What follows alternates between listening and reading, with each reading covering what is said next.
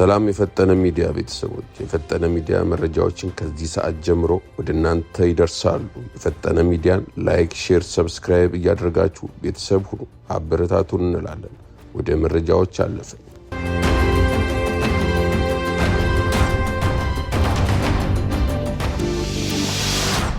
ህወሓት ሚዲያዎችን አስጠነቀቀ። እስራኤል ከራሷ ግዛት አርቃ ጦርነት ማድረግ እንደምትፈልግ ተገለጸ። ግብጽ በህዳሴው ግድብ ምክንያት የታችኛውን ተፋሰስ አካባቢዎች እየጎዳች ነው ስትል ኢትዮጵያን ከሰሰች። ዜናዎችን በዝርዝር እንመለከታለን።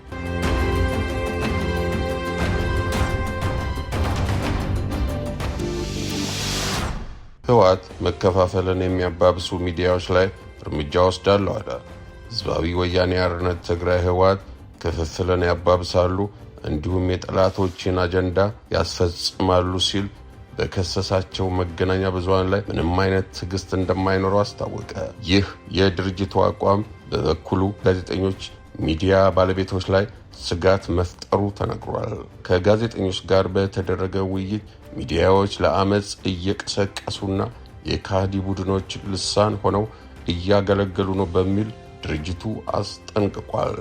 ፓርቲውም ሆነ ሰራዊቱ እርምጃ ለመውሰድ መስማማታቸውን መረጃዎች ጠቁመዋል። የትግራይ ሚዲያዎች በፓርቲ ውስጥ አለመግባባት ውስጥ ገብተዋል የሚሉ መረጃዎች ምሁራን፣ ፖለቲከኞችና የሚዲያ ባለሙያዎች በአጠቃላይ የቃህናን አንድነትን በማዳከም ስራ ተጠምደዋል የሚል ክስ ቀርቦባቸዋል። እንዲህ አይነት ዛቻዎችና በሚዲያ ላይ የሚደረግ ጫና የፕሬስ ነጻነቱን አደጋ ላይ የሚጥል ነው ሲሉ በስብሰባው የተገኙ ጋዜጠኞች ቅሬታቸውን አቅርበዋል ተብሏል።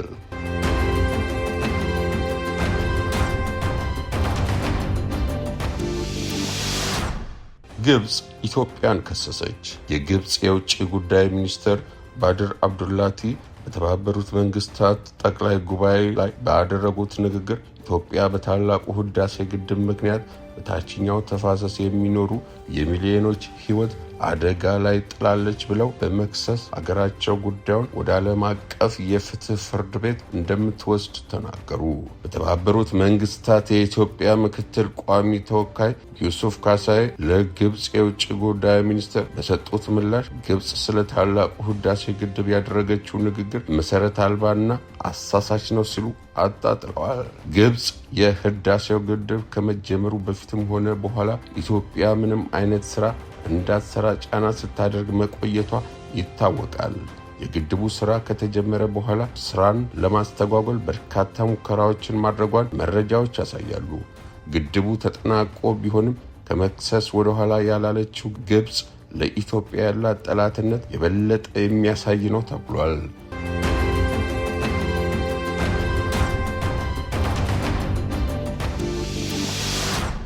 ሻዕቢያ ከኢትዮጵያ ጋር ጦርነት ቢገጥም ጦርነቱ ከኤርትራ ራቅ አድርጎ በደቡባዊ የኤርትራ ክፍልና አማራ ክልል ላይ ለማድረግ ፍላጎት አለው ሲሉ አቶ ጌታቸው ረዳ ተናገሩ። አቶ ጌታቸው ይህን ያሉት ግሎባል ፓወር ሺፍት ከተባለ ሚዲያ ጋር በነበራቸው ቆይታ አቶ ጌታቸው እንደተናገሩት ኤርትራ የፌዴራል መንግስትን በቀጥታ የመዋጋት የሰው ኃይል ብልጫ እንደሌላቸው ያውቃሉ።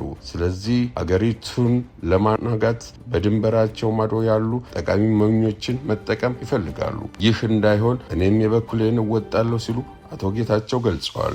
አሁን ባለው ሁኔታ በኤርትራና በህወሓት አመራር መካከል ያለው ግንኙነት ምን ይመስላል ተብለው የተጠየቁት አቶ ጌታቸው የጊዜያዊ አስተዳደር ፕሬዝዳንት በነበርኩበት ወቅት ከኤርትራውያን ጋር ግንኙነት ጀምሬ ነበር። ተስፋዬም ሌላ ዙር ጦርነት በትግራይ ላይ እንዳይከሰት መከላከል ነበር። ምክንያቱም ለትግራይ ህዝብ የማይሽር ጠባሳ እንደሚተው ነበር የማየው ሲሉ ምላሽ ሰጥተዋል።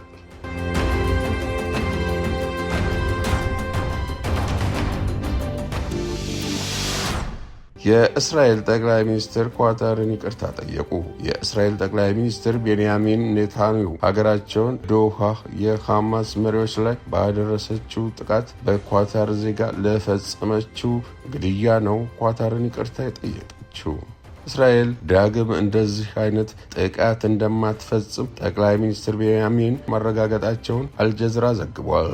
የኳታር ጠቅላይ ሚኒስትር ሼክ ሙሐመድ ቢን አብዱራህማን ጃሲም አልታኒ የአሜሪካ ፕሬዝዳንት ዶናልድ ትራምፕ እና ኔታንያሁም በዋይት ሃውስ በተገናኙበት ወቅት በጋራ ባደረጉት ጥሪ ይቅርታውን እንደተቀበሉ ዘገባው ጠቁሟል። እስራኤል በሴፕቴምበር 9 በዶሃ እየተካሄደ ባለ የተኩስ አቁም ድርድር ወቅት በሐማስ መሪዎች ላይ ባደረገችው ጥቃት ቢያንስ 5 ዝቅተኛ የሐማስ አባላትና አንድ የኳታር የጸጥታ ባለስልጣን መግደሏን ዘገባው አስታውሷል።